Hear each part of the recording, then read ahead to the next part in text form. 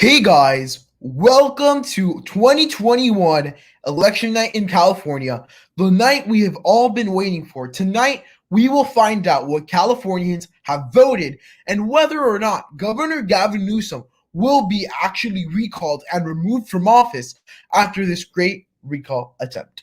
So, this is a very crazy, election. I think that not many people really expected something like this happening. And, the political landscape around the country has changed, and in many big manners, and for that reason I think that this race actually got really close.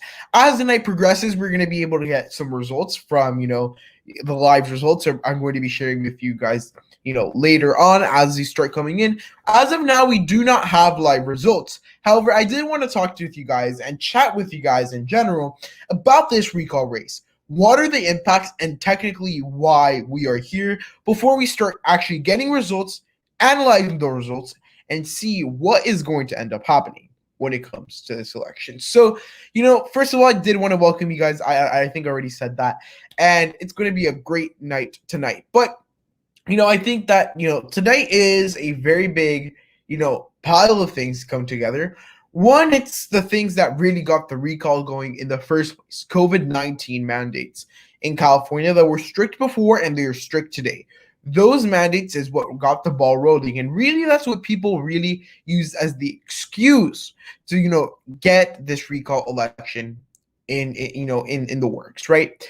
And, I think that that's important, right, to note that this race has gone from a referendum on COVID mandates to now it's turned into handling of forest fires, handling of, Gavin Newsom's, I guess, quote unquote, hypocrisy with going on breaking his own COVID mandates. Things like that, getting into actual issues that really matter in the daily lives of Californians. So, that is in general what, a lot of the races become to be. And I think that we do not have, we can't undermine the fact that this race has brought in, a lot of, it's been a really big factor in nationwide politics, and it's been the major thing. This is one of the very few elections I think that this year is going to have very important consequences. And I think that is that the Democrats might or might not lose a lot of the support at a nationwide level. But another thing I think is important is the Biden effect on this race. Biden at first, he didn't even was going to get into this race because realistically speaking, he had no need to get into this race. And, truly, I think that he had to. Newsom was, drowning himself out. Because I think that ultimately this race was easy for Newsom until, the Republicans started building momentum. And after the Republicans got off of the momentum, I can tell you that it's pretty difficult for them, to start with the, for the Democrats to win back by a lot. But with all of this being said, I think that it's important to notice that we do have, a lot of the, it's important to notice that, in a big part, the Democrats still do have the big amount of support in California. And while this race might be close, they do have the majority in their base. Now, I think what's really going to matter here is going to be two major things. Did the Democratic base turn out and vote to the members and vote for who they expected? And second, will minority voters go out and vote for the Democrats? Those are going to be two crucial things. If minority vote is out the window, the Democrats are in a little bit more of a dire state. If their base doesn't go out and vote, they're a little bit more of a dire state. However, at a general level, I think that we can probably make the consensus that, the Democrats have somewhat a lot more, based in California, and they have a lot more to lose. And I think that all of this, it's important, but I think that the most important thing, whether Newsom gets removed or not from office today, is the fact that Democrats had to contest this race in the first place. I personally think this is one of the most ridiculous races that we've seen in a long time. There is no need for the Democratic Party in the state of California, mind you, to be, facing a recall election. I mean, and not the fact that they're facing a recall election, but the fact that it's contested. And I think, again, that must not be painting good sights for Biden administration, for a lot of other Democrats nationwide. And I think this kind of gets into nationwide environment. as tonight progresses, as we get results, hopefully tonight, I'm seeing some people saying that we might not get results tonight, which, I mean, mailing ballots or mailing ballots, who knows what's going to happen. But, you know, at the end of all of this, I think it's important to say that the Democrats, they're in a bad position. I mean, they win, they narrowly win, they win by 10 points. The fact that the race got close is going to be very bad for them. And as we wait for for some results to come in, for some other things to come in, I did want to, take this opportunity and discuss some other things with you guys. I wanted to talk about Joe Biden and his administration. The Boston mayoral primary race is today. I think it's another important race that has a lot of important issues, and we're already starting to get some results in that race that I will share with you guys shortly. And this is going to be, and just to let you guys know, this period of time, I guess, from September in November in election years, and pretty much every year, because there's at least one or two races, is pretty busy because of primaries, because of general elections. And trust me, I love covering these election nights because I have the opportunity to come in with you guys and chat about all of this. So I'm seeing some questions in the chat. So let's see. AP expects to call the race 1 or 2 hours after polls close. That's what I would expect too, with the margins of where the race currently is. I don't think that's too far of the question. As far as this question goes, the elder is a black candidate, and I think that honestly, if you're looking at graphics and trying to appeal to certain groups of voters, you can do well in certain areas. But it's going to be the fact: will the Democratic Party be able to retain voters with the Biden message, with all of this? And I think it's important to notice that Joe Biden had to jump into this race. Kamala Harris had to jump into this race. Again, the fact that this needed to happen in the first place, ridiculous. I mean, I think if you're a Democrat, Republican, Independent, you have to agree with the fact that this race is closed for no real apparent reason. There is an apparent reason because the Democrats have lost their minds sort of in California, at least at a political level, strategic-wise and stuff. But, I think that at a big general level, it comes down to foolishness on the Democratic Party in California side. All of this could have been avoided, and honestly, if Newsom had taken this race seriously from the beginning, if he didn't blow it off, like he said it was, a joke, I think he would have blown this out. No one would have been talking about this race. And, to Matthew's point, this race isn't really close, but it is close because, it's not close, I would say at a, percentage level, the margins may not be close, but, in story, it's close. I think it's the same type of thing where we talk about, Florida. And Florida didn't go by a landslide to Donald Trump in 2020. However, what did happen? Donald Trump made huge gains. That is kind of like a similar effect we're talking about here. But let me see if I can get this on my screen for you guys. Meanwhile, because there's a lot of you also interested in Boston mayor results. Let me see. There's probably a way. Let's see. Give me a second. If you guys have any questions tonight, feel free to leave them in the chat. I'm going to be here answering questions while I wait for these results. So, again, going to be very interesting. Something else I wanted to talk about. So, this, again, takes place instead of, how I usually do my weekly live streams.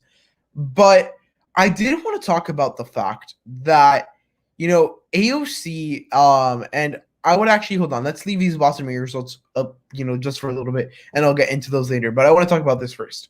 AOC, this is more of a cultural thing, but she wore to the Met Gala, and I find this very ironic. To the Met Gala, she wore a dress that says tax the rich. I mean, it's the most, I don't get it type of thing in the world. Like, I think that there's a lot of things that the Democrats are trying to do that are, with the culture war and things like that, and those things, might be, important moving on. But I want to see what you guys think about the AOC controversy. Some people say it was the message. Some people, think differently. So it's very interesting. Well, no, the Met Gala is the Met Gala. It's an event for the elite. That's what it is. So I think it's, pretty interesting. So meanwhile, we wait for the results. I'm going to get back to talking about California in just a bit. we could see here are, or I guess election results for the Boston primaries. We still haven't gotten more results. But as of right now, Michelle Wu is in the lead. Andrea Campbell, second place.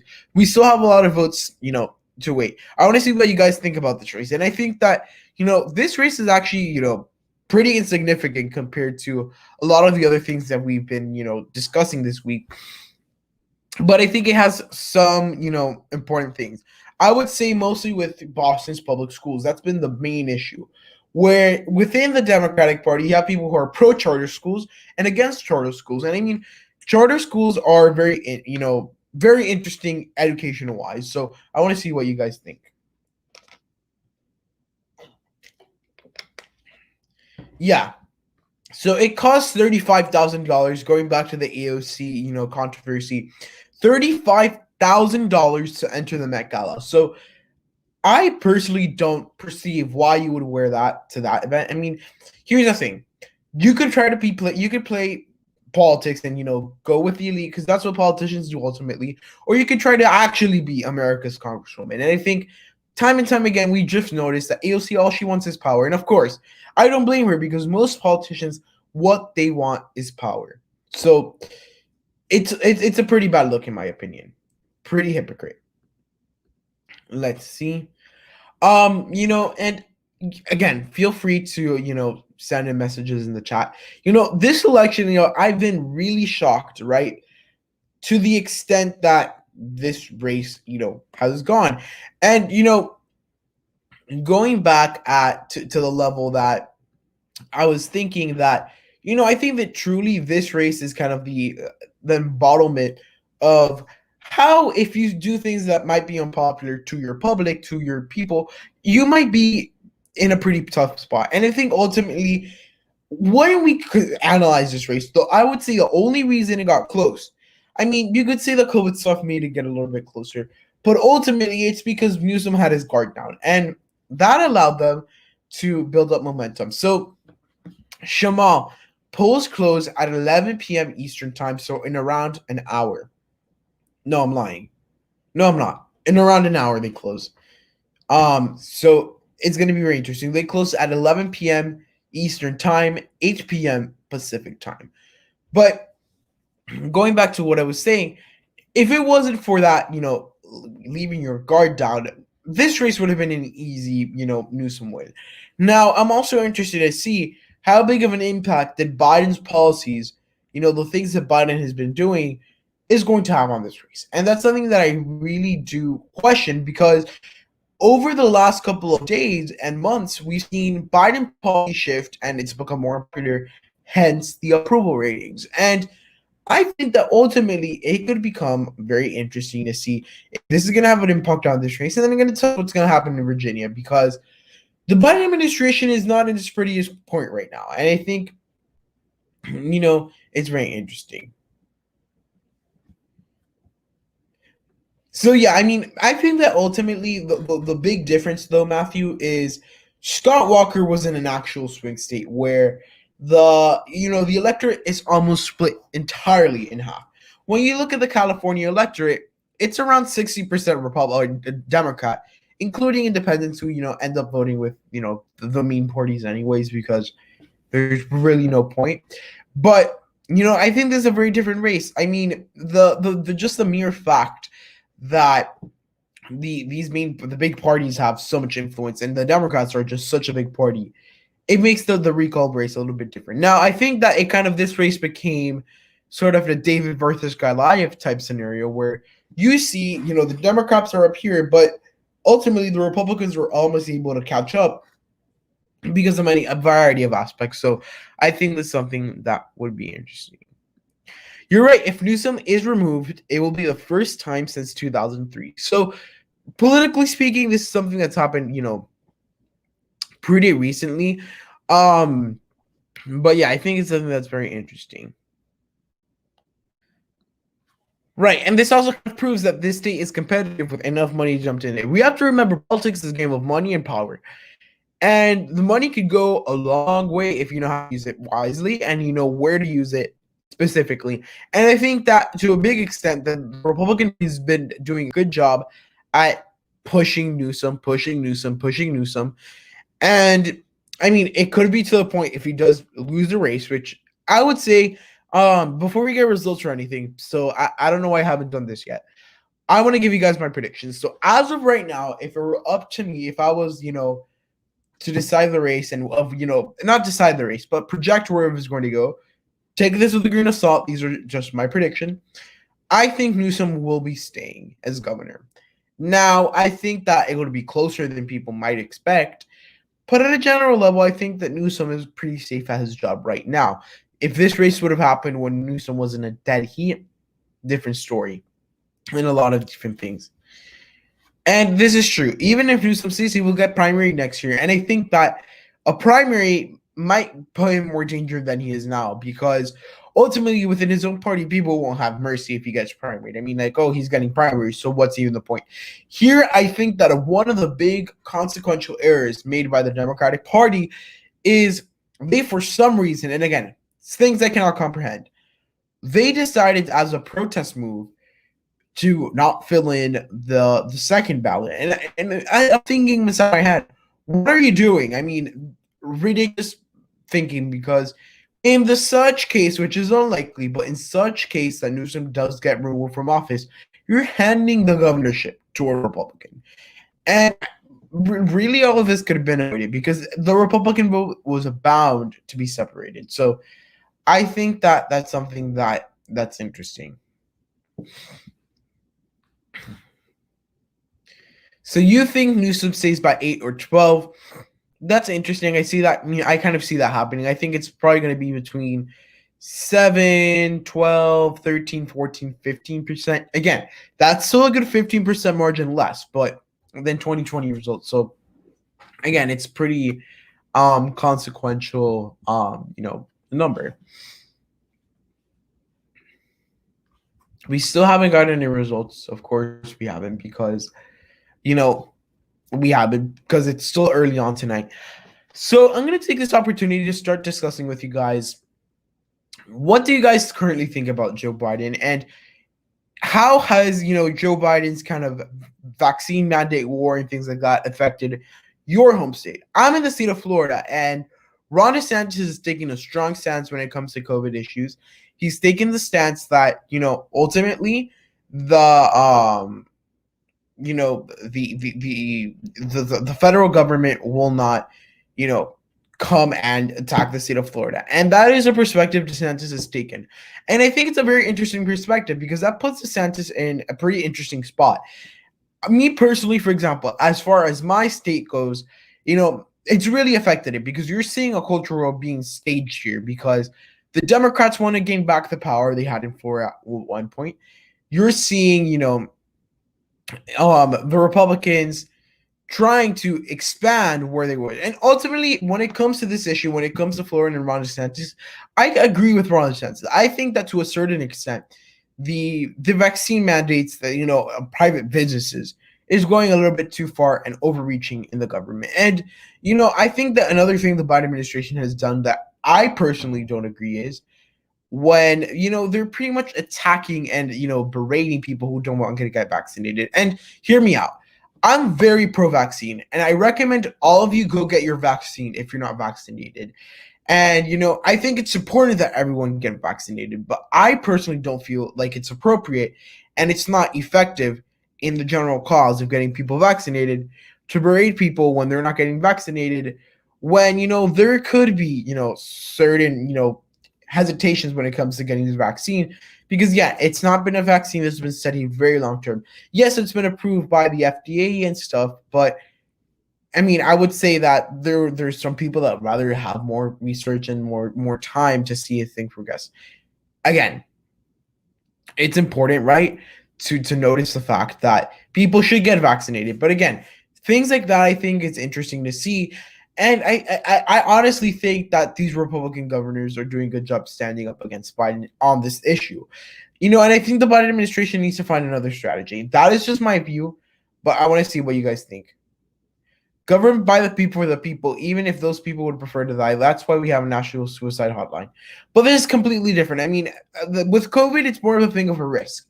If you're willing to not get vaccinated and live up to the risk, I think it's all up to you. And ultimately, it's the person's choice. I mean, it's and like you're mentioning suicide, it's an unfortunate topic, but again, suicide in a lot of cases, it's a choice. Sometimes people don't have control over it, but it's the same thing.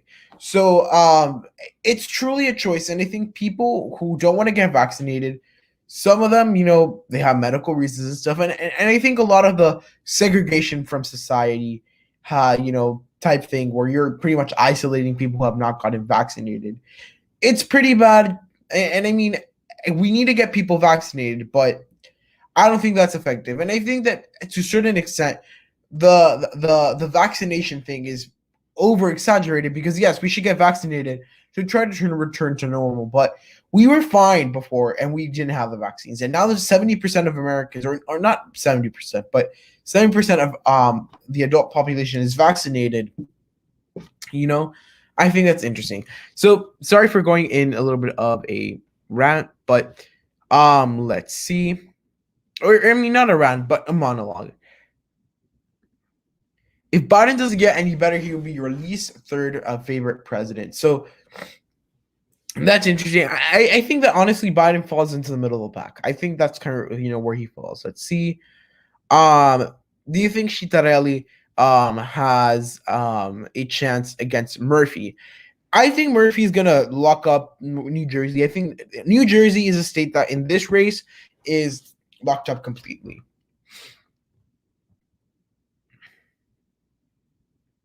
Let's see. How close do you think this will end up being? I think that honestly, probably somewhere around 5. No, 5 is too little. I would say 7 to 13, 15%. I think we're looking ballpark 10%. That's where I think I stand. It's not really that I'm trying to get in trouble with YouTube, but it's more of my philosophy when it comes to vaccines is get the vaccine. But the government shouldn't be, tying you down and saying you have to get vaccinated or either isolating you from society. I think is something that's interesting. Kevin, right now, we don't have results yet. So we're going to have to wait a little until we get some more results. Yeah, I mean, we still have a good hour until results come out because, voting and counting votes is amazing, right? And it takes 15 million years. So keep that in mind. We won't have official results, until a little bit more. Let's see. Any more comments?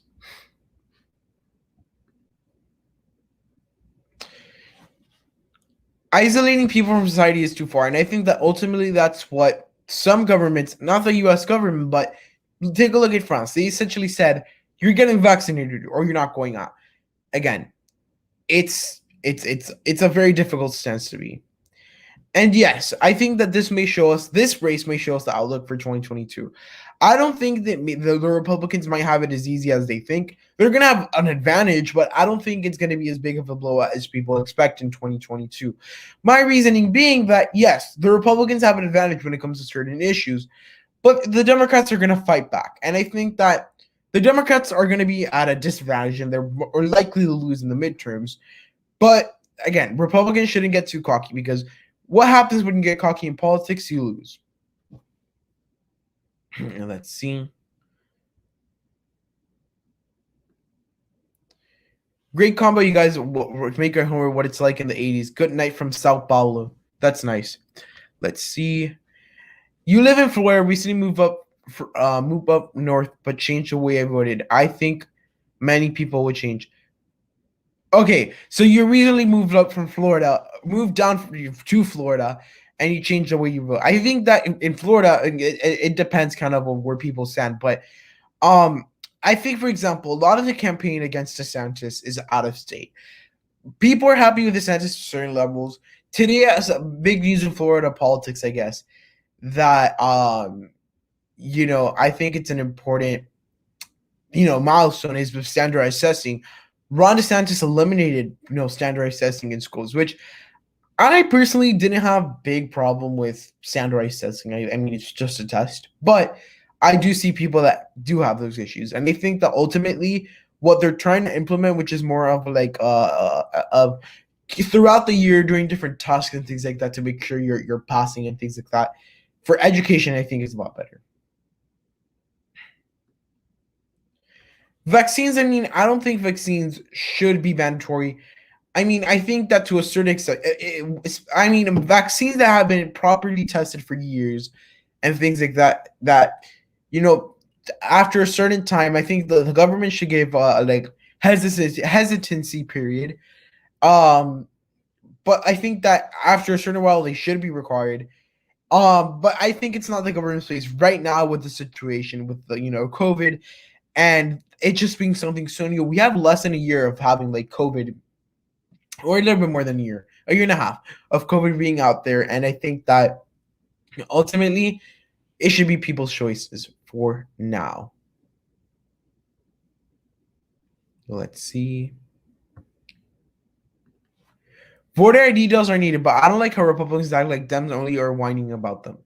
Well, I think that this is something that's very interesting. Voter ID laws is something that's been a big issue for years, and I think it's starting to pick up because ultimately what's really happening is culture war. What we're living in today in America is nothing more, nothing less than a culture war. The Democrats, what they want to do is they just want to make sure that they seem like the heroes of society. They want to, seem like, they, all of these different things. And so there's certain things that I think they stand for. And, human rights and stuff like that are important. But when you start getting to voter ID laws and things like that, I think it's nothing more, nothing less than security, voter security. And a lot of people do exaggerate. And I think that, the Democrats in this issue, they exaggerate intensely. I don't think regarding voting ID is voter suppression because, at the end of the day, unless you have a very specific scenario with one person that gets super annoying at the poll, and then all of this could be sorted out by a supervisor and stuff like that, you shouldn't have problems with voter ID. And I think that a lot of this also, it doesn't look good on the Democrats' part, in my opinion. Let's see. Personally, you're a fan of his, but don't see anti-DeSantis stuff in Florida. Exactly. I mean, that's something that I find interesting is, again, and this happens in every race. I would say in the California race it happened. A lot of the anti-Newsom, people, yes, a lot of them might have been in California, but a big amount of them were out of state. And a lot of that money that comes in is out of state. And I think, honestly, people like Charlie Crist, they might fundraise a lot. They might, bull out because we have to get rid of Ron DeSantis, like they say. But I don't think it's going to end up mattering because if the support's out of state and they can't vote, you can't do anything. Let's see. Huge fan of the purple content. Thanks. Both parties are certainly fueling the culture war. And I think that the culture war is something that to a very big extent has been taken over America. And, I think it's something that is pretty negative because it's doing nothing more and nothing less than dividing us. But I think to a certain extent, it's necessary in a world where both parties are, fighting for the issues, but also one where some people are taking radical and completely insane, stances. So I think it's pretty crazy. I think that there's a lot of things that, are currently going on with that. So let's see. Just have fingerprints on ballots with dye that marks people who voted in person. I mean, I think that's interesting. In other countries, what they've done with, voter, I guess, security is that we've seen how, for example, in Latin America, they get your pinky finger and they dip it in ink. That signifies that you voted. And of course, they check your finger, but everyone votes in person, which I think that a lot of this mail-in and absentee voting should stop. I think people should go back to brick and mortar voting unless you have a valid reason. I think it's interesting. Do you think if the Cali race is closer, could shift Cali politics? I mean, I don't personally think so. I think that to a large extent, what's going to end up happening in California, regardless, is the Democrats are going to go back to, controlling, forever. And I think that California is just such a blue state in its entirety. Not much will change. Let's see. Here in Florida, we do have voter ID, and that's right. I mean, because Florida has been controlled by Republicans for years, I think it's been Charlie Crist was our last Democratic governor. It's been a long time, so they've been able to pass a lot of laws, which I find very interesting. Let's see. Mail-in ballots are safe because they only print same amount of ballots registered in each precinct. Alaska does not vote fraud. I mean, I think that mail-in ballots, they have certain things that could become, sketchy, I guess. But I mean, I think with a lot of this, we saw some, pretty bad numbers. I'm not going to go into it in the 2020 election. But yeah. Who do I think the next governor of New York will be? I think Kathy Hochul might actually end up winning her re-election term. I think that, for example, if you look on her right now and you follow her closely, you can really tell that she is pretty much just trying to try her best to hold on and actually do well culturally. So I think it's something that, again, pretty interesting. Let's see.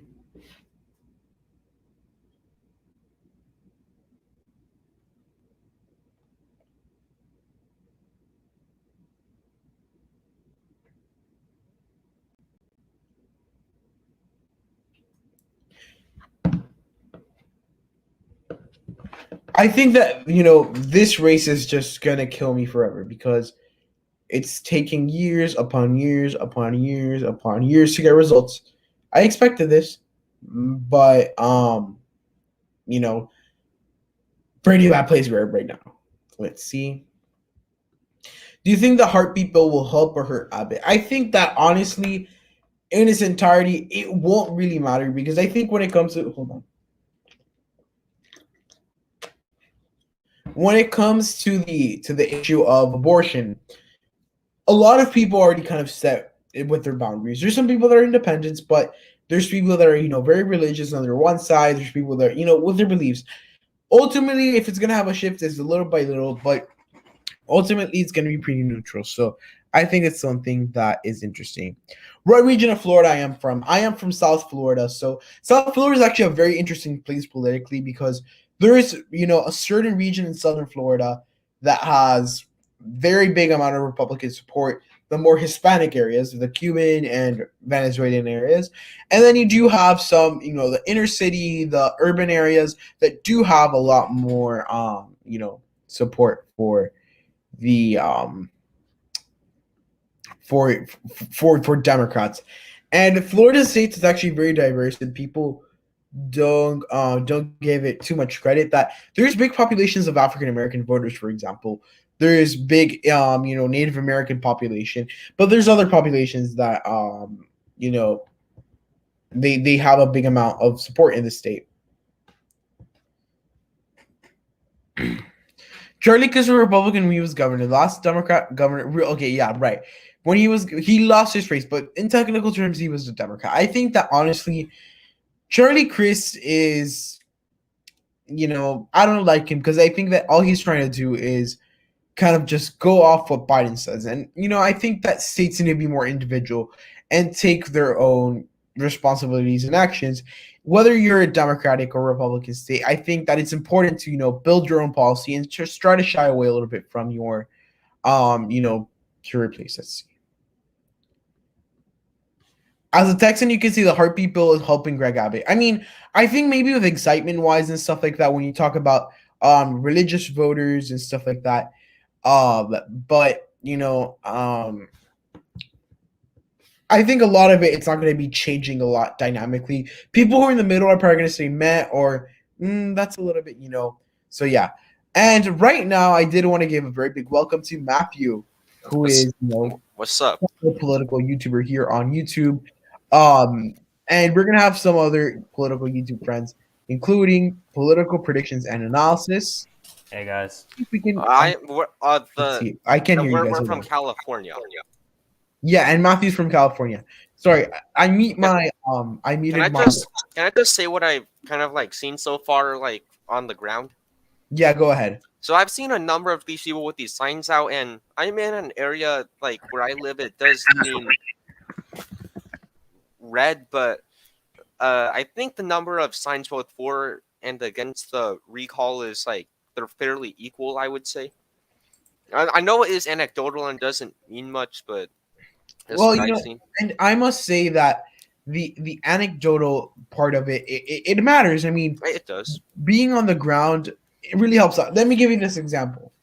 When the 2020 election happened, here on the ground in Florida, they were saying Biden is winning +10, and I couldn't wrap my head around it because it was ridiculous. Really? I mean, I went all across the state, from Tampa to Gainesville to Orlando, and I through the rural areas. I went to urban areas. I went through urban and rural areas in Miami, and I went around Miami, and I found it very hard to believe that Biden was leading by that much.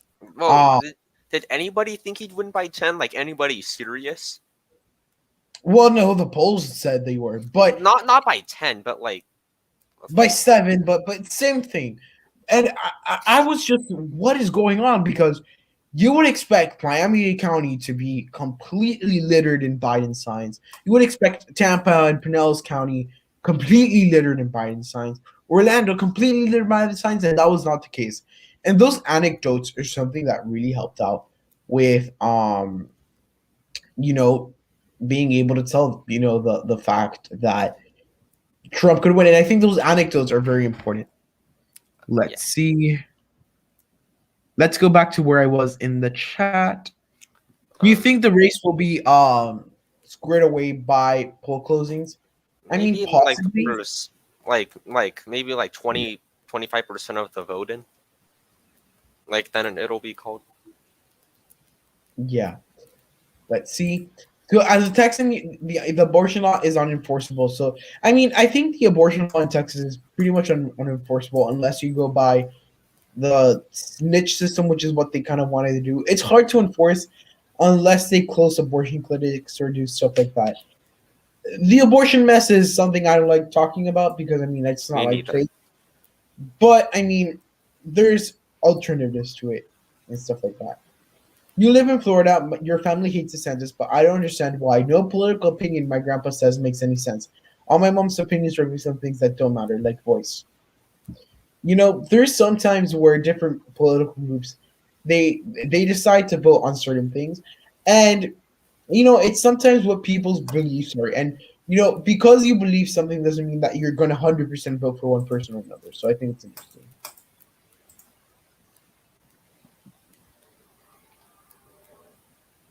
Hey, Soapmore, what's up? Let's see.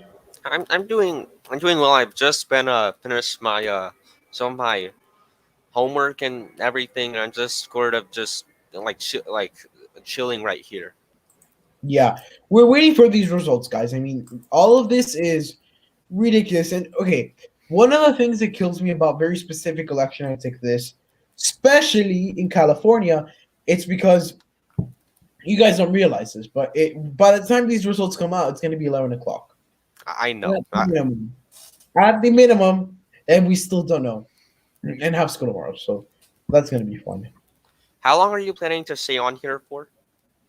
I'm probably going to stay probably around 11:30 midnight, probably. All right, because if you have to get off, then I'll probably just hop on to like their channels and I'll continue it since it'll only be 8:30 for me. Thank you for inviting us on here. It's really glad that you did that. Yeah, no problem. I really like to invite people so we can have more discussions like that. Let's see. Polls close at 11, so yeah, we're waiting a while, guys. I'm really missing. I don't know if a lot of you guys were with me, but with the with recall election, right? Not the recall, for the last election, 2020 election. The election was so much fun, and I hope you guys remember that. I think a lot of you were here. I know Soapmore was a viewer.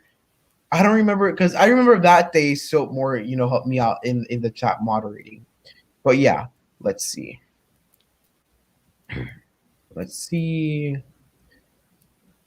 Yeah, this race ends up being super super late because it's California time. And we still don't have results. I mean, really kidding me. Let's see.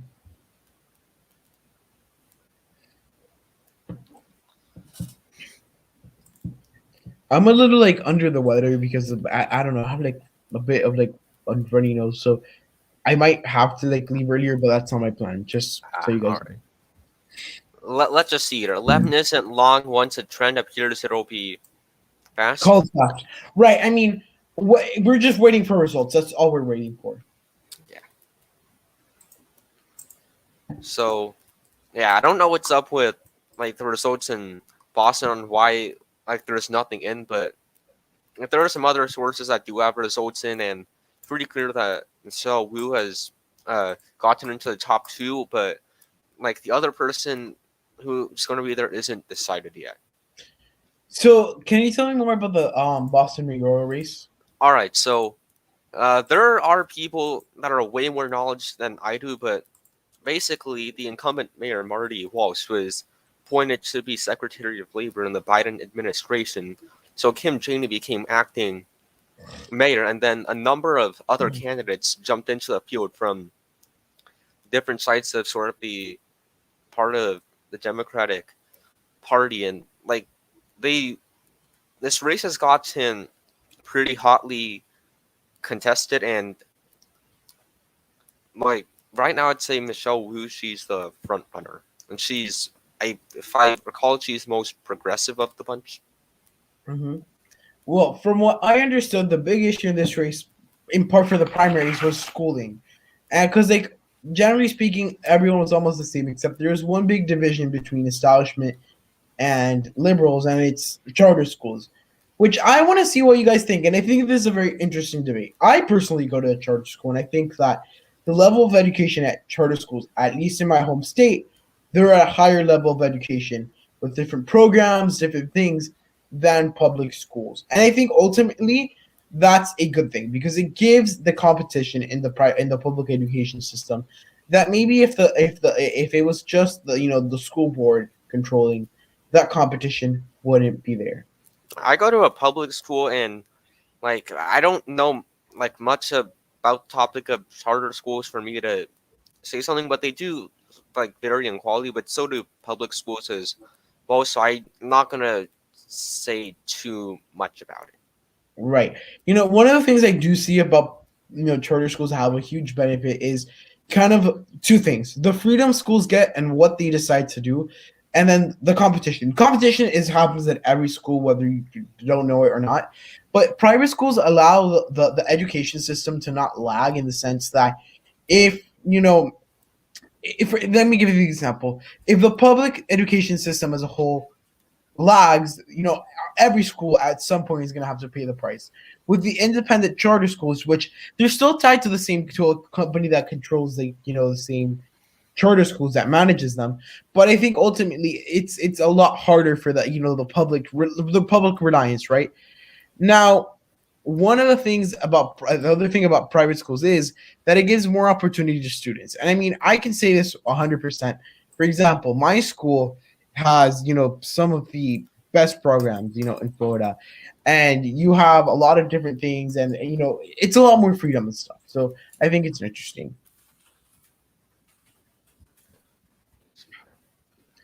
I mean, this is true. Some people really don't like the capitalist point of view, and I think that charter schools are just a product of or a byproduct of capitalism in that sense that they really do, kind of show that competitive edge. And I think that let me give you this example. I made this analogy the other day when I was talking to UEP, and I think that honestly, I think I did a pretty good job, but not to get ahead of myself. The way that I compared charter schools was that charter schools are like airports in the United States. So, for those of you that don't know, airports in the United States are actually not owned by the government. So, the government manages them to a certain extent. The government contracts someone to manage airports, right? So they're semi-private, and that also means that they have more freedom modernizing airports and things like that. And it's interesting because these airports that are semi-private, and in Europe they're almost all private, or a big majority of them are. They're nicer, they're things like that. However, if you take a look at publicly managed airports, like the airport in Maui, Hawaii, they're outdated. They're not up to date, state of the art. So I think the fact that there's that competition, the fact that someone has a direct vinculation, direct loss if it goes all south, I think that sense of loss is important, because you could say that, for example, with education, if there wasn't someone really responsible, I mean, if a school district fails, the superintendent is not going to say anything. The school board is going to stay quiet. Why? Because they're public either, and they're going to be embarrassed. But I think if a charter school fails, you can see how the company is going to have direct impacts in their pockets. And I think, honestly, pockets are the hardest, the best way to hit someone. A lot of people who are against capitalism either support capitalism or benefit from it in a major way while claiming to be against it. AOC. Yeah. Well, does UEP go to a charter school? No, he goes to a private school. Okay. I see. But, I think that the education system in the U.S., I think the way it is now, where people have the choice. And if you want to go to a public school, that's great. And public schools are building up programs like magnet programs, at least in Florida they are. I feel like the education in Florida is actually very strong. And I think they have magnet programs, if I'm not wrong, everywhere across the country. Right? I think so. So, yeah, Florida has, I believe it's in like the top 5 for education in the United States. That's what Harold Brick told me, and I fact-checked it, and it seems to be true. Yeah. I mean, Florida has pretty good education, and I think that in many ways it's because of charter school system. And I think that it has its benefits. I mean, I think that people will say is that, oh, you're giving money to these private companies. But I think that ultimately these private companies are doing a better job of managing the schools. So if we're going to make the investment anyways, what throw the money down the ways?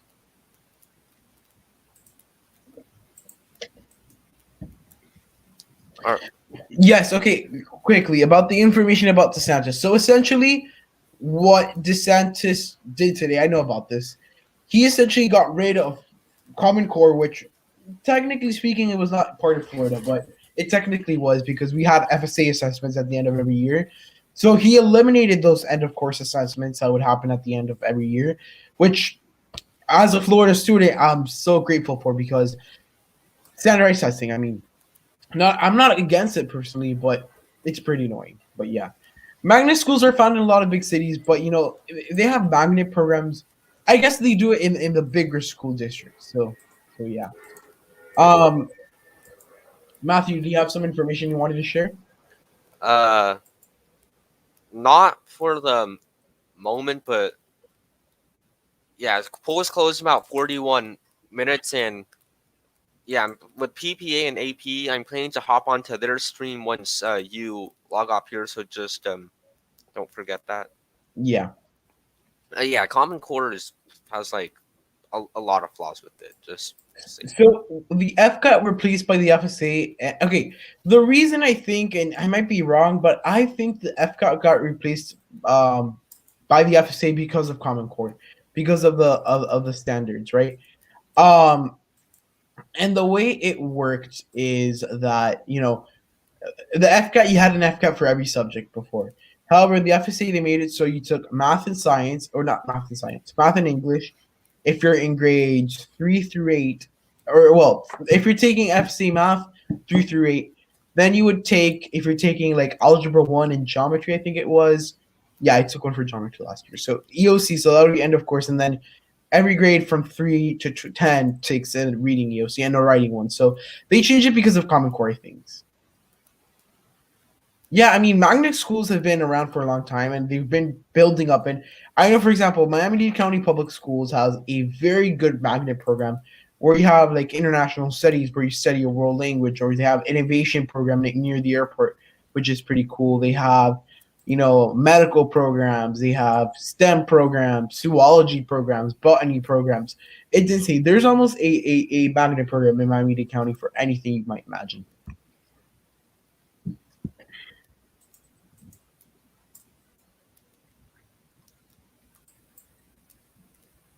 I find education to be such an interesting topic. I mean, and it's interesting also to see how things change. I think this push to get rid of standardized tests, I think it might be a bipartisan consensus because I think a lot of people, were trying to get rid of it. Of course, who's not going to be happy? Big education companies get rich off of Common Core and stuff like that. But who knows what's going to end up happening? No, I think what I meant was the top 4 for education overall. So that includes both charter schools and public schools. I mean, the public school system in Florida is good anyways. However, the charter school systems, they constantly they overrank in certain performance levels. If you talk about like academic achievements, opportunities for students and things like that. And I think even test scores and things like that. The difference is minute, but again, it's a difference. Seems like the Republican Party is having to switch to a working class party, and I think honestly, this is where the future is because the majority of the American population is simply working class. So I think it's something that is very interesting.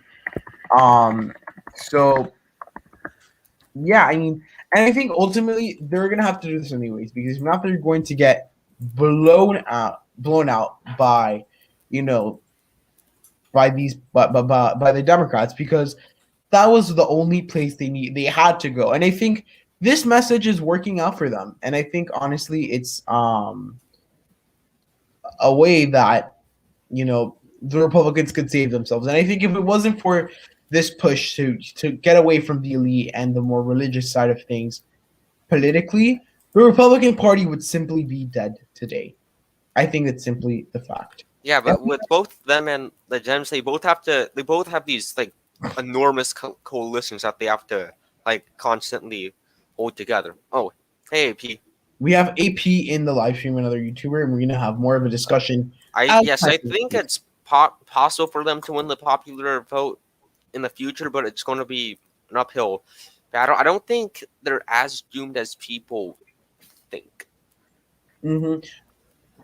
I honestly think that the 2020 election and Biden winning might have been the best thing that could have happened to the GOP.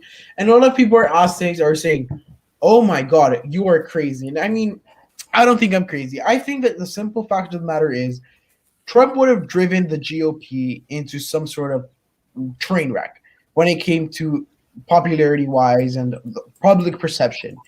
If it wasn't for this break, I think the GOP would be off the rails and they would lose a couple elections in a row. What do you think about the GOP? Well, before he entered office, they had, remember, they just had come off of a red, tidal wave, and they had their largest Republican majority in the House since the Great Depression began, and then in 2018 they experienced the largest loss of seats since 74. But in some ways he did help them, especially in places such as the Rust Belt, where he did influence a number of people that hadn't voted Republican before to switch. So but he'd also lose support in some places, so whether or not he hurt them, it's sort of mixed in my opinion. Well, no, I think that Trump helped the GOP, right? At least to revive itself. Now, I'm saying that Trump losing in 2020 was the best thing that could have possibly happened because I think that the media, the rhetoric, the division, stuff like that, whether you think he has a big rhetoric and stuff and things like that, the fact of the matter is the way it was really going to be spun, whether you believed it or not, was that Donald Trump was this bad person and things like that. And I think the break really saved the GOP because Trump would have been taken for a train wreck. So, yeah, people, I just want to. So this is a bit off topic, but wait, hold on. You can continue. Wait, what does AP think? Oh, about what? The 2020 election? About the 2020 election, and do you think that honestly, like Trump losing might have not been a bad thing after all for the GOP. Yeah, I mean, yeah, because in 2022 the Democrats are screwed, and like obviously, like unless like the incumbent president like wins a war or something, or like does something really good to boost his slash hers approval rating. Um, I think that yeah, it was a pretty good thing because the media can't really attack Trump anymore, and also Yeah, and now's also a it's a red wave in 2022, so Joe Biden can't get most yeah of his legislation yeah, passed. but like it's good for the media to just kind of focus their fight on whoever is in charge at the moment. So right now Biden's kind of in like the crosshairs, so they're sort of been like going like at him and everything. So But have they really been covering the same? I personally don't think so. And I look at that's fine for you to think so. right, and I really do think that's something. And let's catch up with the chat for a second. Um, Junk centrist turned in his ballot. He voted yes on recall and voted libertarian. So that's interesting. Um, the government wants everybody fighting with their neighbors because you know that if we get along, we'll probably go against them. Again, also true. Census show rural drop by 5, suburbs by 8, and urban by 2. No way Republicans ever wins the popular vote again. Who knows? Coalitions shift though. Coalitions shift and things change. I wouldn't be surprised. I don't think it's out of the question. And I mean, this would have been the drop in rural population 10 years. Well, not 10 years ago, but it's crazy to think 10 years ago was almost 2012. I mean, wow. 15, 16 years ago, this drop in population would have meant doom for the Democrats. So coalition shift, and I think it's something that's very interesting. I have a question. Go ahead. Go ahead. Do you think that the Democrats will have more turnout in the recall election, or the Republicans will have more turnout? In the recall election? Most sources have said that GOP has higher turnout since they're more energized, but no, we're just gonna wait and see what happens. But I'd say probably Republicans if you held a gun to my head. You know, so something else I found interesting. Okay, let's answer this question first, and then we're going to talk about the midterms. We can all agree DeSantis has his best chance to win the election in 2024 from the Republican Party. If we could compare him to any past president, who would it be? Trump. Well, But I'm not counting him. Maybe Reagan. Even though that's not that. There's nope. He's not exactly like a carbon copy of anyone in the past. So I'll throw this one too. I think DeSantis mostly represents Trump without a lot of the very impulsive aggressiveness that Trump had. I think DeSantis is like Trump and Reagan mixed, probably. Or like Trump and George W. Bush mixed. You know, I think that DeSantis is just exactly like Trump in the sense that it's just that he's the governor, so you're not going to see it at the same level that he did. But pretty much the way he handles himself is also like very Trumpy in the sense that he stands up for what he believes in, and if he thinks he's right, he's gonna die with it. I mean, I'd say he's more kind of like, kind of like right where the Republican Party as a whole just like he's like right down like its path. Okay, so discussing the 2022 midterms a little bit while we wait for these damn results from California that are going to give me some sort of like, I don't know. But the 2022 midterms, I think that, yes, the Republicans are going to be able to, soar and probably win in the midterms. And I think it just comes down to Biden is doing a pretty bad job with the economy. And remember, what's the first thing people think? Their pockets. Why was COVID such an important issue? I mean, the deaths were part of it, but the economy was bad. And I think that when people's pockets hurt, it hurts. And I think that's when people vote a lot. So I think the GOP will lose, but I think it's not going to be this huge blowout like some people are putting it. I think that, yes, the GOP is going to do a very good job at, expanding certain coalitions of voters. But you have to remember that the Democrats are going to try to do the same thing they did. And I think they're going to paint the GOP as all Trump rhetoric. And I think the easiest thing the Democrats could do is rhetoric. That should be their message. Yeah. Okay, So it says if more than 50% of voters vote yes on the recall, Mr. Newsom must step down as governor. true. So if over 50% of the votes in and the majority are saying vote yes on the recall, he has to step down. I'm pretty sure, but yeah. Yeah. So are the PBT? What are some issues that you think the Dems you would choose them on over the GOP? That they would campaign on? No, like personally, which issues would you say that they're better on, and vice versa? So I would say that the more centrist immigration, I don't think that they should just be allowing people in rapidly through the border, but I kind of liked Hillary Clinton's immigration plan where you give citizenship to people that were already here because they're part of the system. It's just that they don't have a paper that says they are. And I agree with that topic. To a certain extent, I agree with the general idea that the Democrats are doing with vaccines. They want people to get vaccinated. Not saying that Republicans don't want to. It's just that some Republicans take a complete don't get vaccinated stance, which I don't think it's not that it's not a good thing. It's just not effective. You know what I mean? I agree. Yeah, it's gonna hurt Republicans if they keep saying don't get vaccinated. It's just gonna the Democrats can just frame them as QAnon.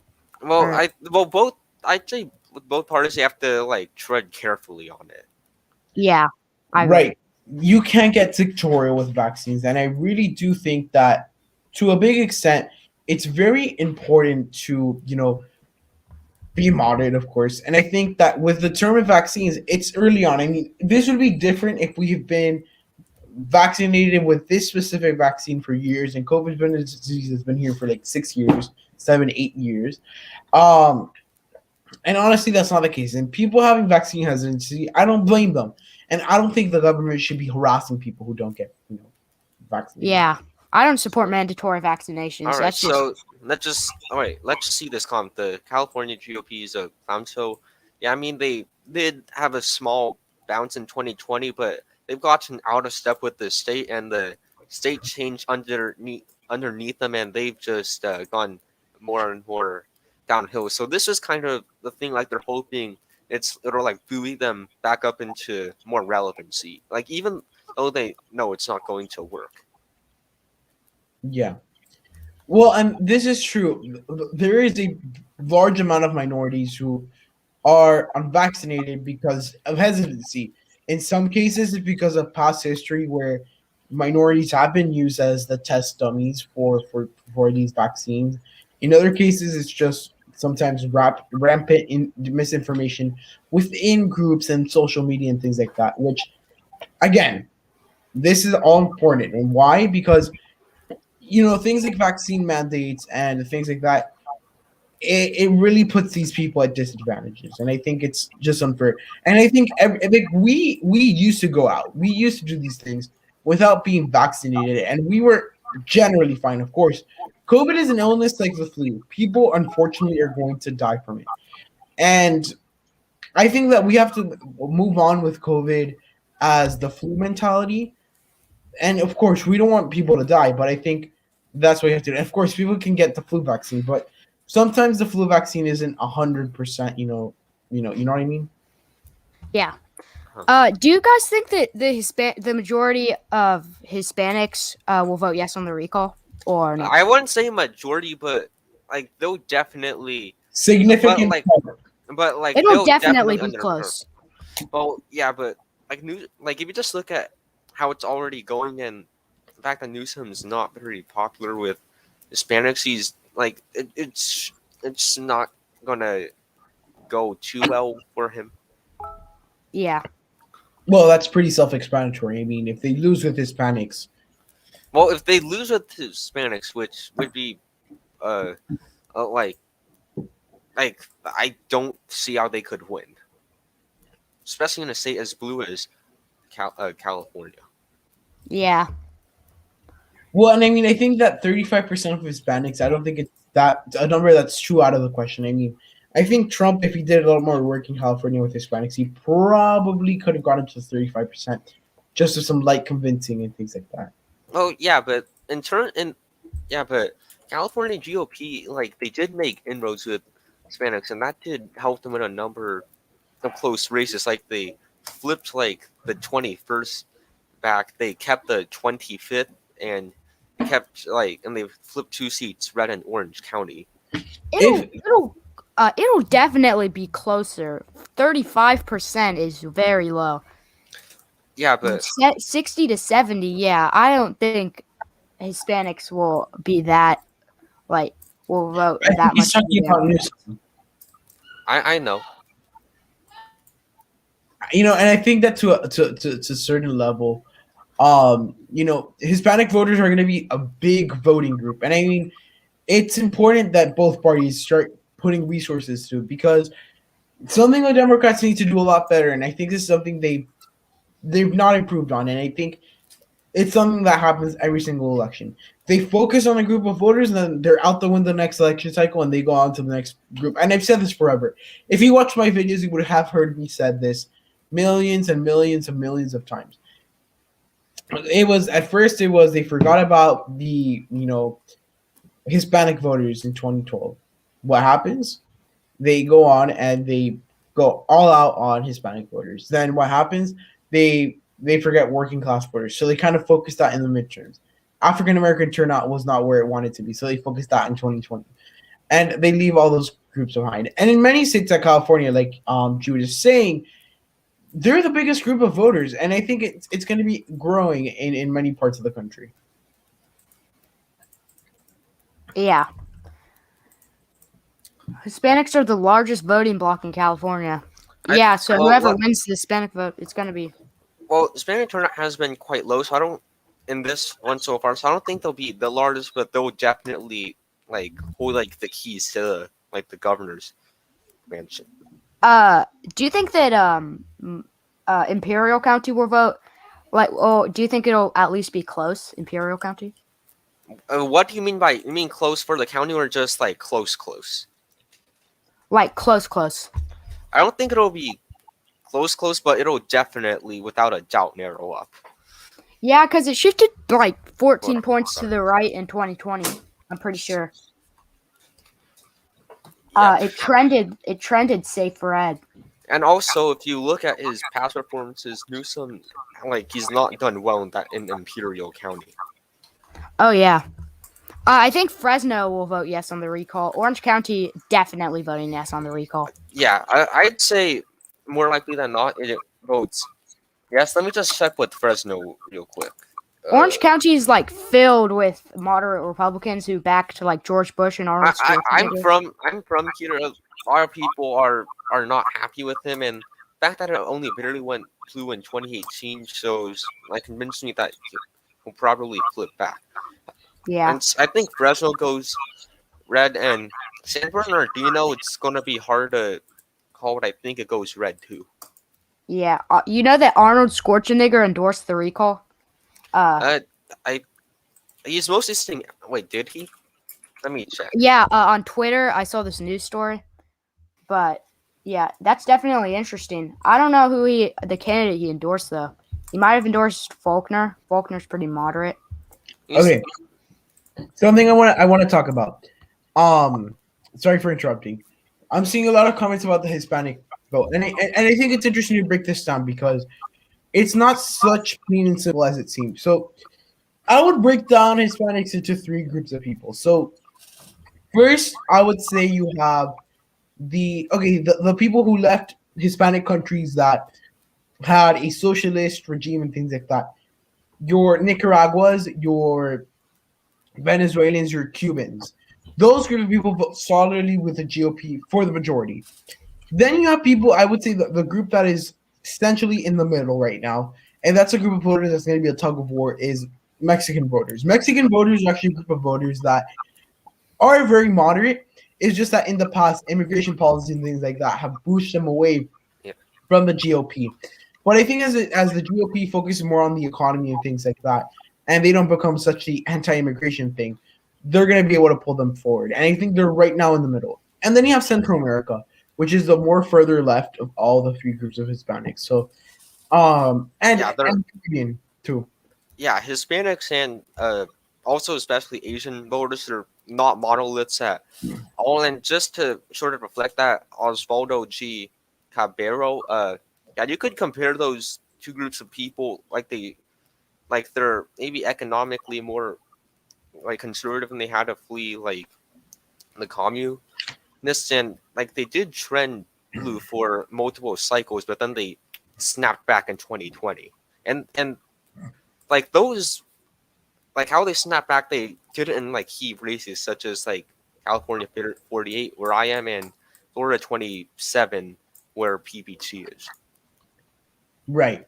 And I think that shows, for example, if your party's able to nominate the right candidates, you're going to get far.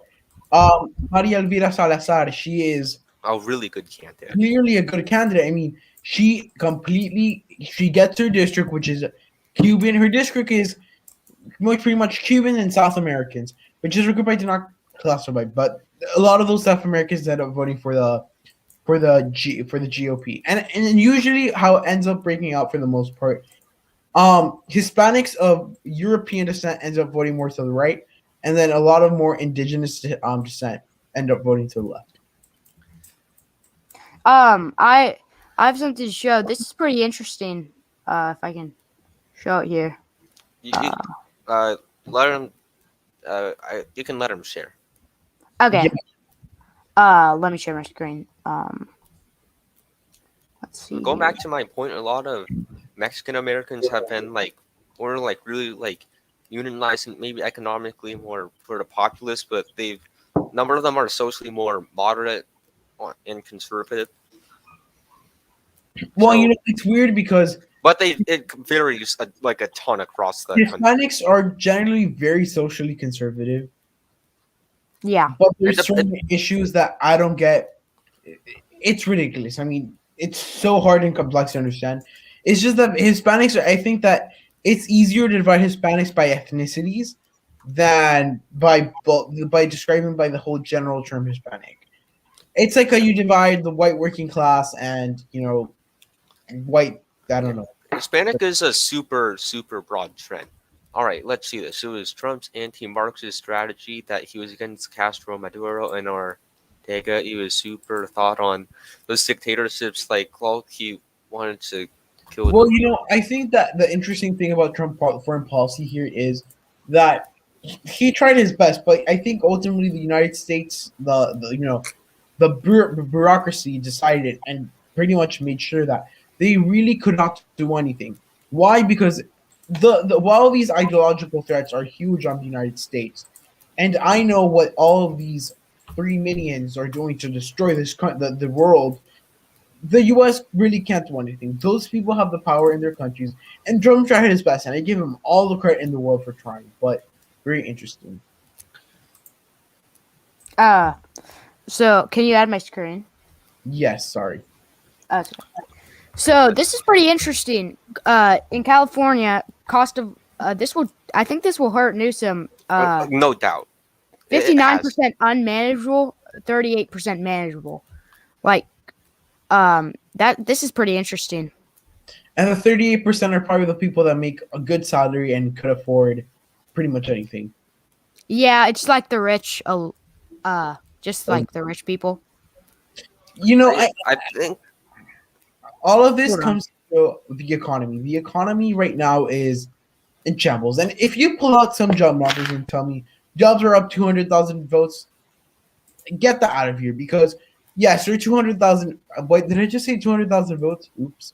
2,100 jobs. That's nothing compared to where we should be. But I think that what's more important is inflation. Inflation is the heaviest tax we can pay because it dilutes our money. And I think, before you could, for example, you could probably live comfortably in South Florida with $4,000 a month. I mean, you're not living a huge lavish life of luxury. And this is something that I've been able to figure out by, looking at studies and things like that, surveys. now the average person needs to live comfortably and keep the same lifestyle they were living before, easily $8, $9, $10,000 a month. It's ridiculous, ridiculous. Yeah, that's like especially even a lot of like them that were voting in here. They like a lot of them were considering to not like vote for Newsom, like sort of as like a show, like hey, like this is a real problem. You need to like pay attention. Right, and I mean, I think that Newsom has taken a lot of these things as a joke. I mean, none of the governors can really do anything about inflation because that's more of a federal government issue because economics falls down to the governors, not to the governors, to the president. Except with like local things, but the big inflation problem is with the federal government, and oh Lord, we're in trouble. If you had if you got to create a new country, you could pick one state to emulate. What is that state? I'm not sure. I mean, these hypotheticals are a little bit too much because then I start thinking too much. Can California please release some results? I mean, It's 14 minutes, and I don't have to eat it right now, but I'm gonna have to eat dinner soon. So I'll stay on here as long as I can. But as soon as I'm done with dinner, I'll pop back on.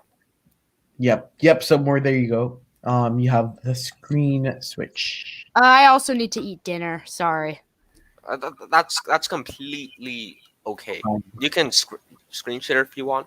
Yeah, it's also weird because I'm like, you guys are gonna have dinner. Why are you guys eating so late? And then I remember you guys are 3 hours behind me, so it's pretty funny. Even then, this like eating dinner at like almost 8. That's like later than most people eat dinner here. If I'm being honest. Well, no, I eat around 8 o'clock.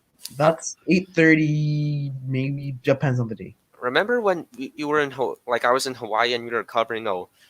It was like I just ate lunch and it was like night here. It was ridiculous.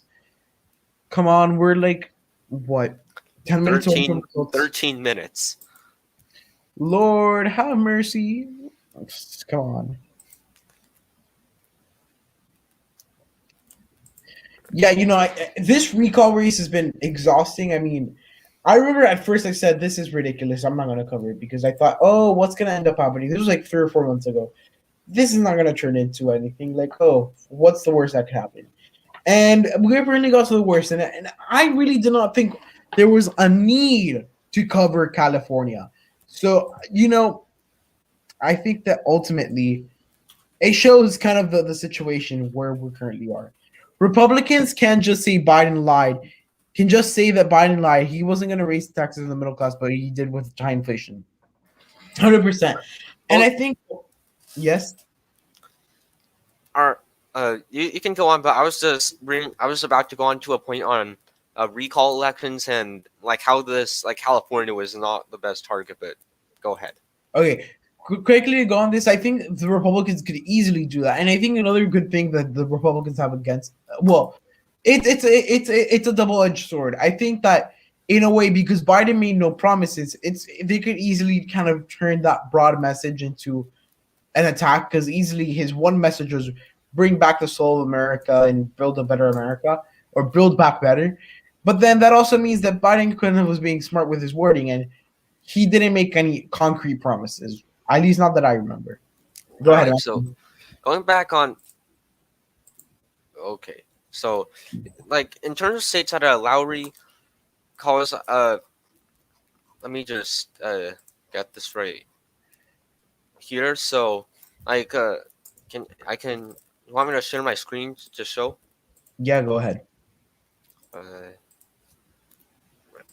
All right. So these states allow recalls, but these ones in red don't allow them to. I'm just gonna say if they really wanted to like recall somebody, like there were like way easier targets they could have chosen besides California, but I think they mostly did it because Newsom like Republicans really don't like him. They just wanted to just like hit him with something. I think they could have easily targeted somewhere like Michigan or Wisconsin. Yeah, but like they were like if they targeted Wisconsin, that would have probably been their easiest shots since they would have got, but like they are weary of like just using the recall since they knew what happened with Scott Walker, so they decided to not like go with the recall.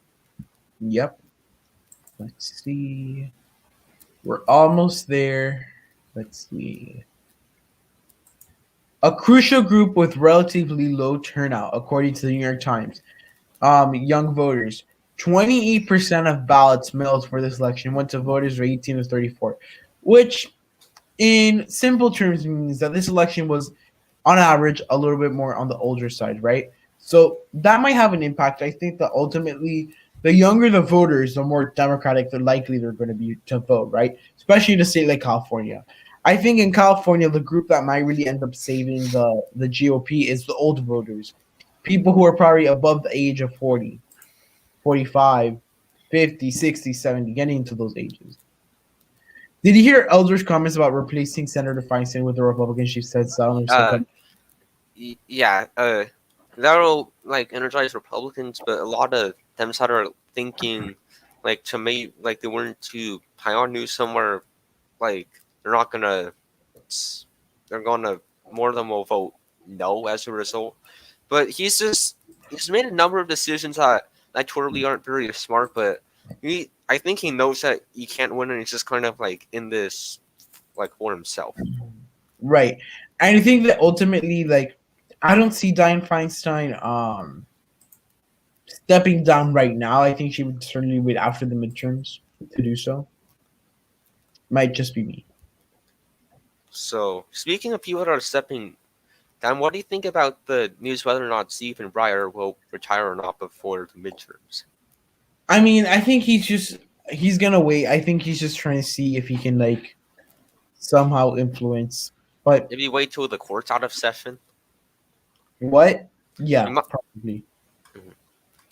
So Biden narrowly won the white vote in California. Right, but the thing is, the white vote is shrinking number of the electorates, so not like it really matters. I mean, it matters, but yeah. We're 7 minutes and 39 seconds away. So do you have information on how like Asian voters are going to vote in the recall? Because I don't have much information on that, and there's a pretty high amount of them in California, obviously. I mean, I would assume that Asian voters are gonna be in the middle as well.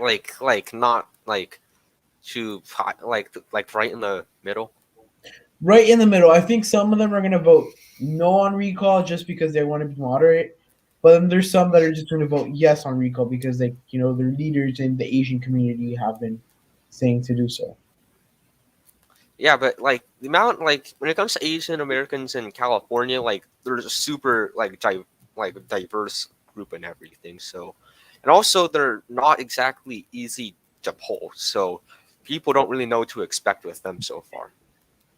Right. We're literally 6 minutes away, guys. You don't know how excited. It's not majority. I think might be plurality, but yeah. AP, what are you answering that comment? Do you think that Dianne Feinstein was gonna step down by the end of next year? Maybe. I don't know. That's kind of just like saying Chuck Grassley will step down by the end of the year. I mean, I don't think she will. Maybe in 2022 she will. But yeah. But also Larry Elder, he won't be. I think there's a chance that the Democrats might want to cast a recall election for Larry Elder. That by the time they even get on the ballot, like the next election would already be up. Yeah, exactly. And besides, people would that would probably background on two people like, hey, you're attacking the idea of a recall, yet you literally filed it right as he stepped in. Yeah. All right, let's see. Asians in California, super conservative. Like Filipinos aren't exactly Republican, but Vietnamese have historically been Republican, while Chinese and Japanese have mostly been Democratic. Vietnamese, what I've noticed that Vietnamese and Koreans are very conservative. Well, not Koreans in California, but more so with the Vietnamese. Right. I mean, Koreans. I mean more like older Koreans, but this is getting into Yeah. older. I know, but here's the thing with Koreans. I Like, think with sort of the Asians, older can you correct me if I'm wrong? With Asians, the majority it just becomes the old versus young. Like the older voters vote more conservative, and the younger voters vote more liberal. especially with Koreans, like the old versus young gap and how they vote, it's like gigantic. Chance Right. of Caitlyn Jenner winning. You know. You see how many fingers I have on my hand? That percent. Do you think that she'll even get any votes? Yeah, of course you will. Yeah, she'll get like she'll. If Kanye West got votes in the presidential election, I think Caitlyn Jenner could probably win this race. And the funny thing is that Caitlyn Jenner is in Australia filming a TV show. So Yeah, she was like he's filming she's Big Brother like- in Australia. a few days of the recall. She hadn't been painting. She hasn't been doing anything. She basically just dropped out of the race. Like she hasn't been doing anything. Right, because she's filming this TV show in Australia. Yeah. Ridiculous. Yeah. You have a recall election. Why are you filming a show? But she's not running seriously. She was a joke candidate. That's what. Exactly. Yeah. What? But I mean, Trump was a joke candidate. I mean, if Trump won the You're a joke candidate if you don't take the race really seriously. Trump took the race seriously. Yeah, Trump campaigned hard. She was not campaigning. She did not campaign hard at all. She didn't care about this. Yeah, she doesn't care about people. You know what's funny, guys? I remember Kevin Pratt. I don't know how to say last name. Kevin Paffrath. Yeah, I remember seeing him like months ago when the recall process first started on TikTok.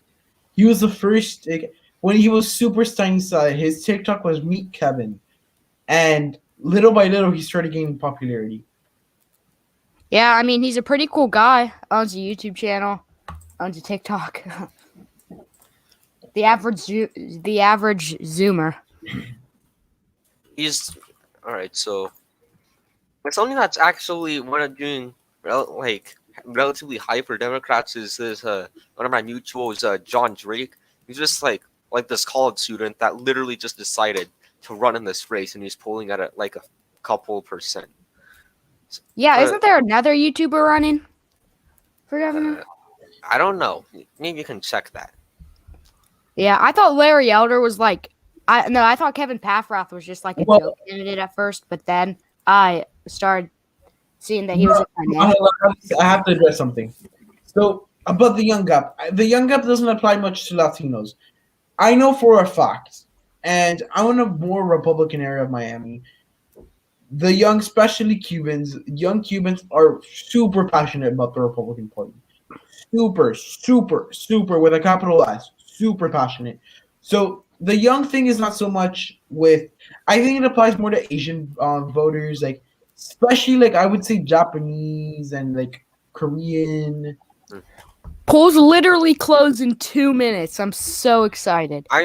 We literally are not going to have any results by the time polls close.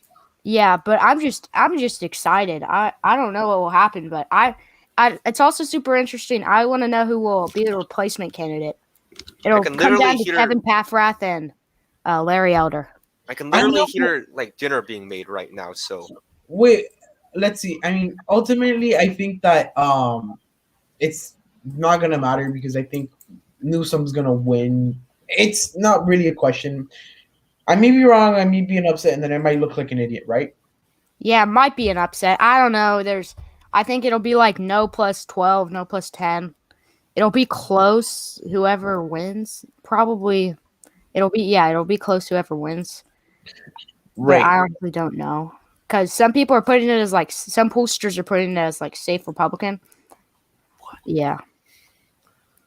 Okay. Oh Lord. So. Even some Republicans, Real American, put it as safe Democrat. I think it'll be on the edge. I swear, if 30, 29, 28, 27, 26, 25, 24, 23, 22, 21, 20, 19, 18, 17, 16, 15, 14, 13, 13, 12, 12, 11, 11, 10, 10, 9, 9, 8, 8, 7, 7, 6, 6, 5, 5, 4, 4, 3, 3, 3, 2, 2, 1. 1. The recall election has officially started, and 0% is in now, right now. All right. Oh, let's see what's the first one to drop. So, yeah. I wonder. I think rural counties will be counted first. Do they count more city areas first or more rural areas first? I This is think it's California. mixed. So it's a little different. Yeah. Yep. I'll just center my screen. I literally have to eat dinner right now, so I'll be back in like as soon as I can. Okay. You can So, cover this. I have a major projection I just got from the AP. Did you guys hear me? I have a major projection from the AP. Oh, the AP. So I just got confirmation the race is too close to call. We don't have a projection at the time. Currently, it's too close to call at this time. I mean, who knows what could happen at this point? We could be here forever. If results don't come in by 11:30, I'm probably gonna go to bed because I have school tomorrow. Yay, me. Yeah, same here. I'm gonna do like a chance at winning thing. So whoever's like leading, I'll do the chance of winning. And I'll go in the election shuffler and show people who's leading in the counties. But you can just do it on the New York Times too. Man, I'm super excited. I wonder who will be leading first. I'm excited, but I think it's pretty clear we're not gonna get results until tomorrow, unfortunately. But I'm gonna stick around. Yeah, I'll stick around until 11:30, 11:20. Some point until I get tired. I mean, I'm starting to get tired, but when I really can't do it anymore, I'll sign off. Yeah, same. So I think Inyo County probably will vote by 10. Kern County probably by 20. Tulare County probably 20. If we don't get results like soon, California are gonna get into the record books for slowest election county. I forget which election was it. Was it New York or was it Ohio? I forget which one it was. That took years to count. It was New York, of course. Oh yeah, Ohio also took a long time to count. And being from Florida, I'm spoiled because Florida elections were just called so quickly. It's insane. Oh yeah. Yeah, Nevada takes years to count. This is our first like major election of 2021. Like I know we have had some like house elections, but those are like pretty boring. Well, no, I would say that this election is semi-important. I would say that more interesting was the New York mayoral race. Yeah. That was like probably the most interesting so far. Consequentially, like what will happen afterwards and what is more important, the New York mayor's race didn't really matter because like what's the point? But this race matters a lot. Yeah, it's like who will be the next governor of California? Like it's super important. Nevada County. I think Nevada County has a good chance of voting yes by tilt.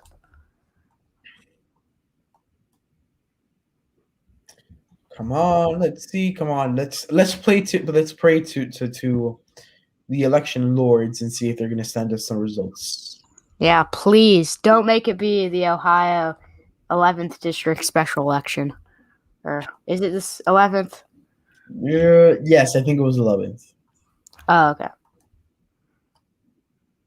You see, Malin is gonna come in first. Wouldn't be surprised. Are they in? Let me check Decision Desk because Decision Desk usually has pretty rapid and mighty results.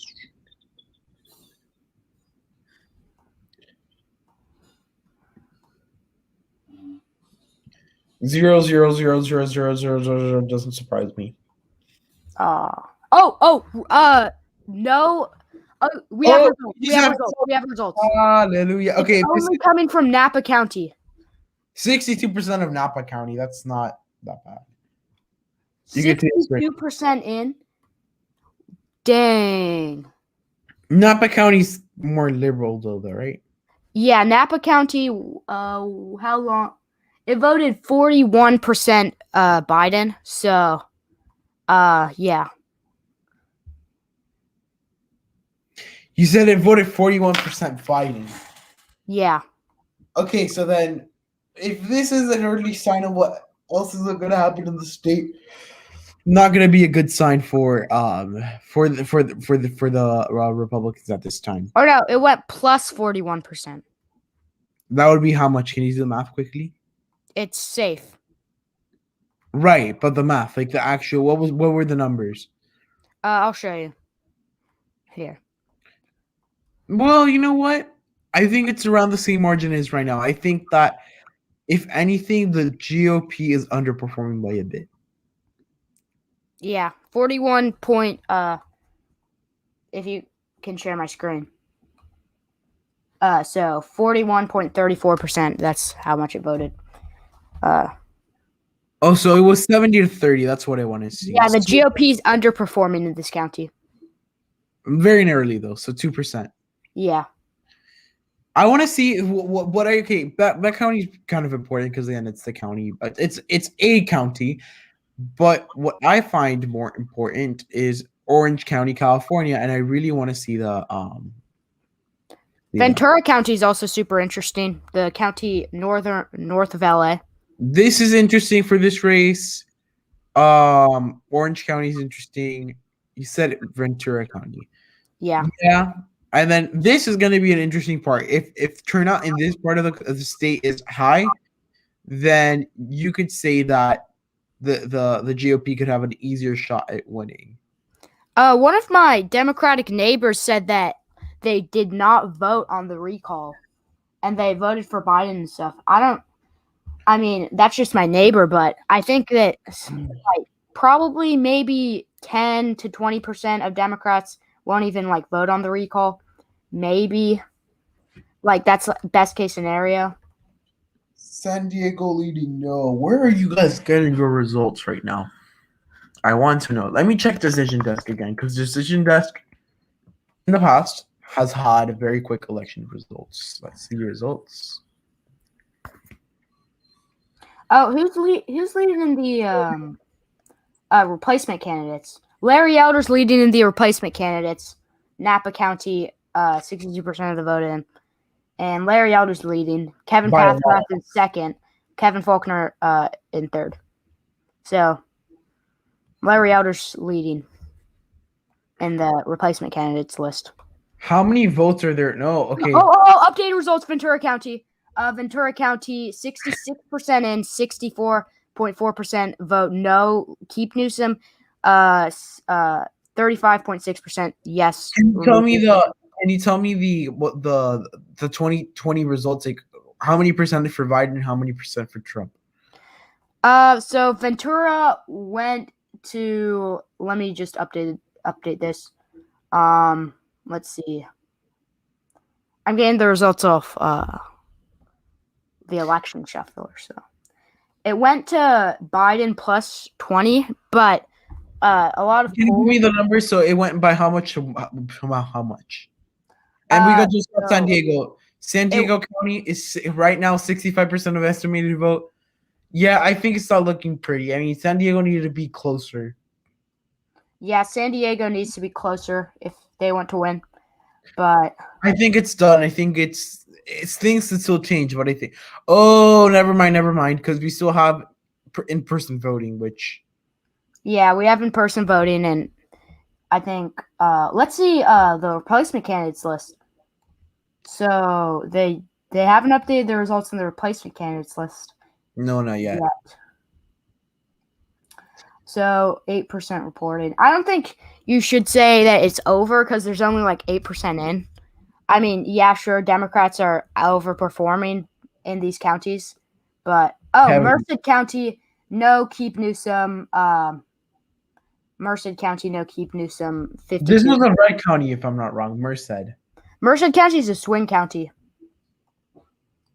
From what I'm seeing, again, this is a very early vote, so we're gonna have to wait and see, because the early vote is around the same percentage, so 62%. Merced County only went to Biden by 10%. He got 55% of the vote there, and the GOP got 44% of it there. So the GOP is overperforming in this county, in Merced. Yeah, they're overperforming in it.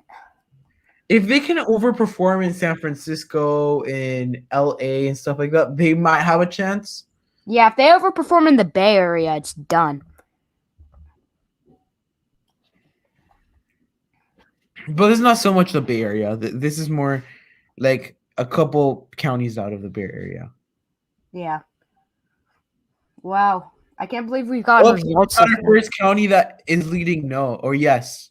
Oh, that's Trinity County. That went to Ross Perot in 1992. We already have 1 million votes. How many total votes are there about? Huh?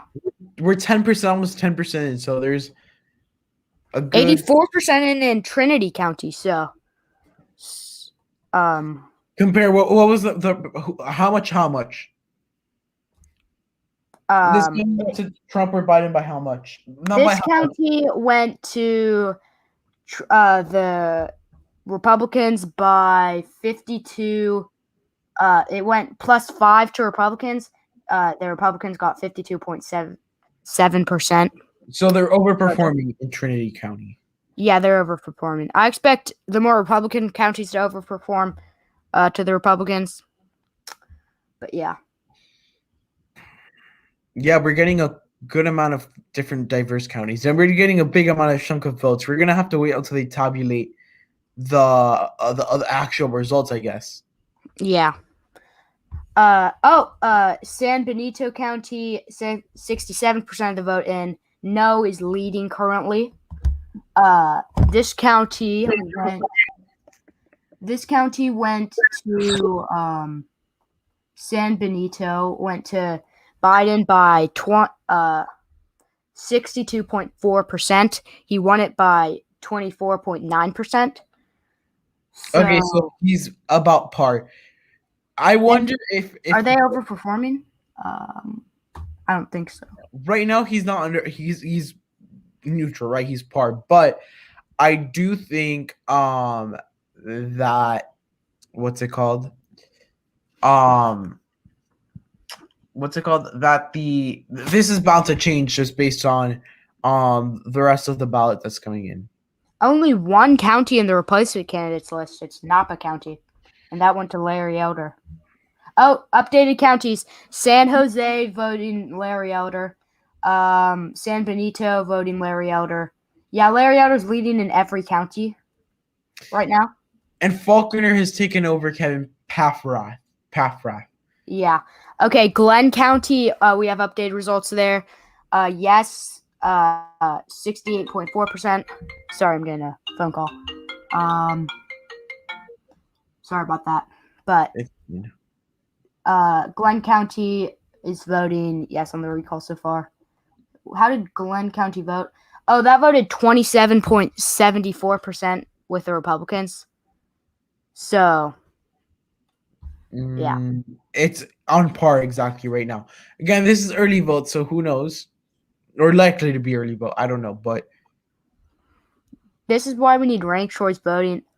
I don't know. Oh, Fresno's voting no on the recall right now.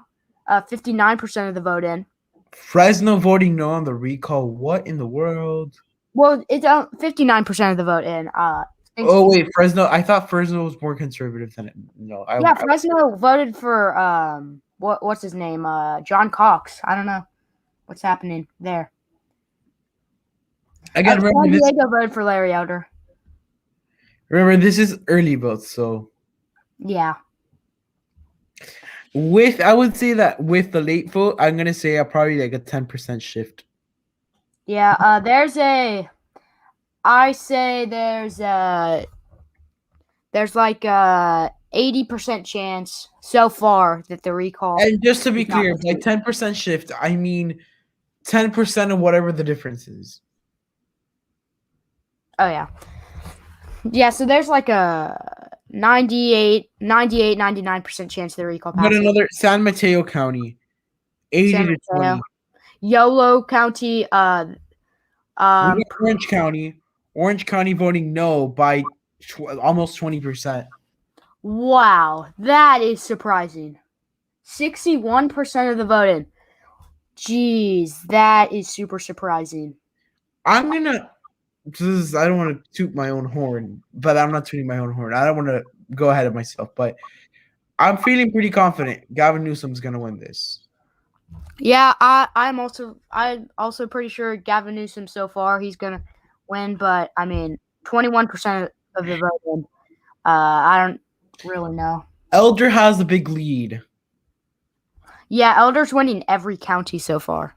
I expect Kevin Faulkner to pull off a dub in San Diego. Oh, Matthew's back. Let me add him back to the stream. Let's see Matthew's thoughts on Orange County. Matthew, Orange County is voting no on the recall so far. Well, yeah, it's not gonna do it by 17, but I'd say it's a toss-up. Los Angeles County, 76% for the Democrats. I was gone for 10 minutes. What have I missed so far? Sacramento. Okay, so Kings County. That is some high turnout. Yeah. Oh, geez. The no is going very heavily. It'll narrow for sure. Not gonna be no. This is probably gonna remind me of the New York City mayoral race where it got really narrow at one point. I don't think it'll get that narrow. That narrow, but it's gonna narrow down eventually. That's what I'm trying to say.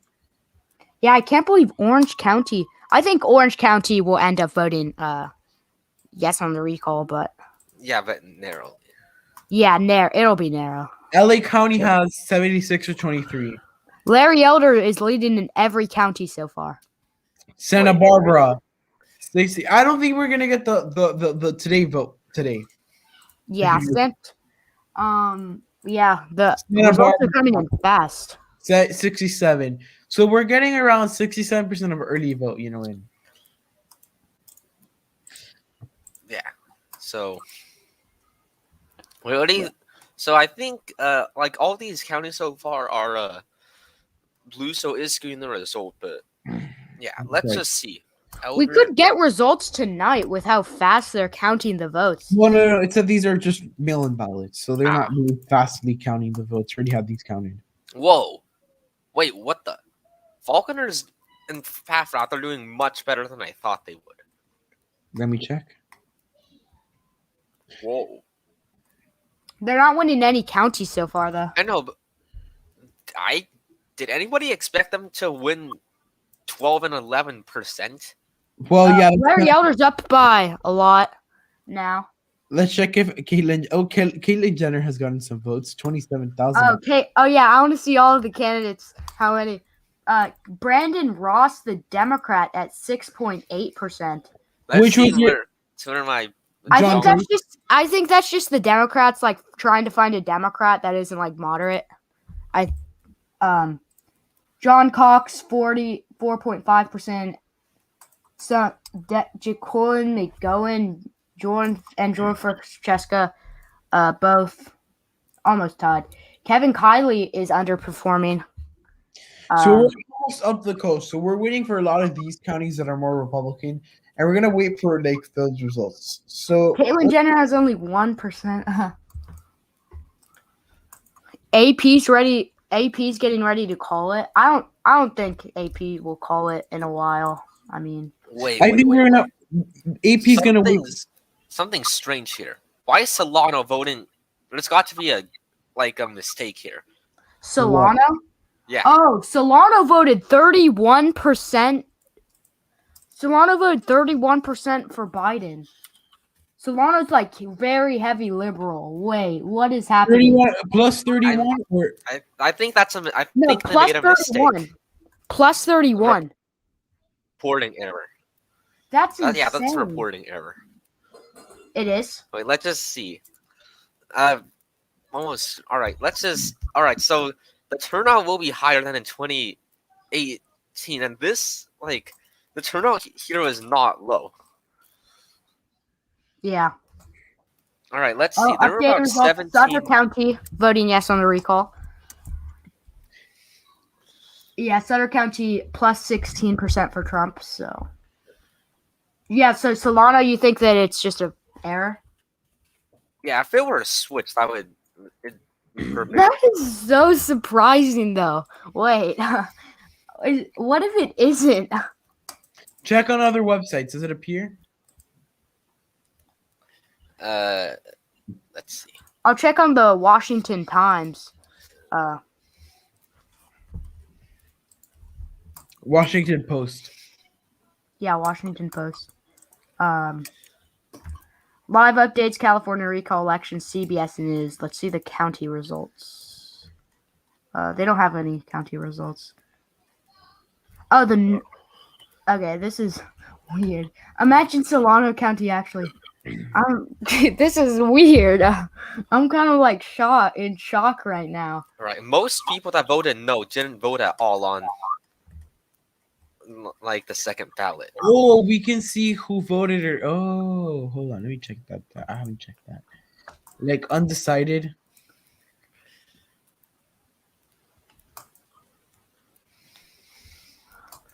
Wow, the effects of mail-in voting. It hasn't even been 30 minutes since the polls closed, and the estimates are more than 40% of the count already in. 66% no and 33% yes. I think it's like plus 20 I think it'll be like plus 20 so far. This is like insane. No, so it's so insane. Wait, did you see the results in Solano County and on any other website? I couldn't find it. I think once it starts narrowing in and we start getting more Republican results, I'm gonna guess it's probably gonna be plus 18, plus 17, plus 16. That's mathematically. Updated results from the Bay Area, San Francisco. Moran County, 84.9% no. Yes, 15.1%. Wow. Given the state's huge Democratic lead, it would be hard for Republicans to win on the votes of their party alone. So one thing to watch for is how independents break. Did they defect from Newsom, who won in a landslide in 2018? I think left-leaning independents. I don't know, but guys, I'm gonna head out for tonight. All right. AP, what should we do? I'll continue the stream on my channel. So, guys, I want to thank you guys so much for watching this live stream. I hope you guys enjoyed the video. If so, please give it a huge thumbs up, like, subscribe, and turn on post notifications to be up to date with our latest content. I'm going to be updating you guys tomorrow about this race. I mean, it's very interesting. And I want to thank you guys so much for coming. So it was very fun to see you guys tonight. And I'll see you in the next one. Thank you and goodbye.